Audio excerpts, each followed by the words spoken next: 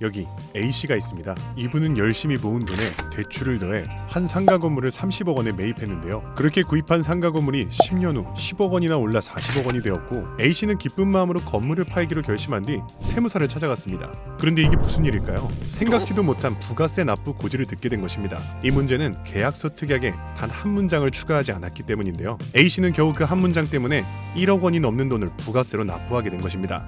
오늘은 이러한 불상사를 막기 위한 해결 방법에 대해 지금부터 자세히 알아보도록 하겠습니다. 자, 그럼 먼저 부가세란 무엇일까요? 부가가치세란 제품이나 서비스의 판매에 적용되는 세금으로, 이 세금은 최종 소비자로부터 지불하는 총 가격의 10%를 판매자가 받아서 신고하는 것입니다. 예를 들어 마트나 상점에서 물건을 사면 우리는 부가세를 지불하게 되는데, 이때 부가가치세를 내는 사람은 판매자가 아닌 우리와 같은 최종 소비자라는 점을 기억하는 것이 중요합니다. 부가세는 부동산 거래에도 적용이 됩니다. 그렇기에 위 사례와 같은 문제는 부동산 판매 계약 초안을 작성할 때 부가세 관련 조항을 포함하지 않았기에 발생한 것인데요. 더 자세히 분석해 보겠습니다.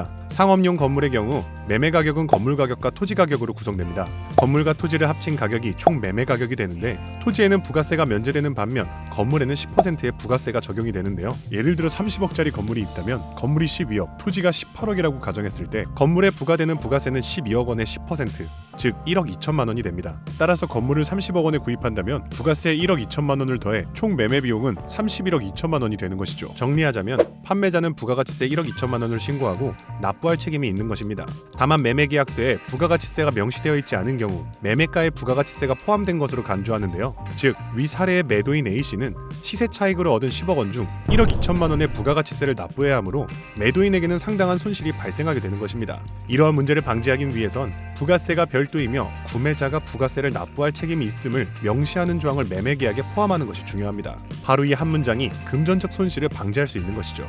그렇다면 구매자의 입장에서는 이 건물에 대한 10%의 부가세를 지불하는 것이 조금은 부담스러운 상당한 비용으로 느껴질 수 있는데요. 하지만 이를 환급받을 수 있는 방법이 있습니다. 먼저 건물의 부가세를 환급받으려면 사업자 등록증이 있어야 합니다. 단 간이과세자가 아닌 일반 과세자만 가능하다는 점, 그리고 사업 시작 후 20일 이내에만 부가세 환급을 신청할 수 있다는 점 반드시 유의하시기 바랍니다. 추가적으로 고려해야 할 몇 가지 사항이 있는데요. 부가세 환급을 받은 후 특정 조건을 준수하지 않는 경우 환급 금액을 반환해야 하는 불상사도 있습니다. 먼저 10년 동안 일반 과세자를 유지해야 한다는 것, 그리고 중도에 폐업하거나 간이 납세자로 전환해서는 안 된다는 점입니다. 저 두 가지를 준수하지 않게 된다면 남은 기간에 대한 부가세 환급금을 상환해야 합니다. 오늘의 내용을 요약하자면 부가세를 별도로 명시하지 않으면 매도인이 부가세를 납부하게 된다는 것입니다. 따라서 향후 상가 건물을 팔아야 할 경우에는 특약란에 반드시 부가가치세는 매수인 부담이라고 적는 것을 꼭 기억하시기 바랍니다. 오늘의 간단 부동산 상식 영상은 여기서 마치겠습니다. 좋아요와 구독은 영상 제작에 큰 힘이 됩니다. 시청해주셔서 감사합니다.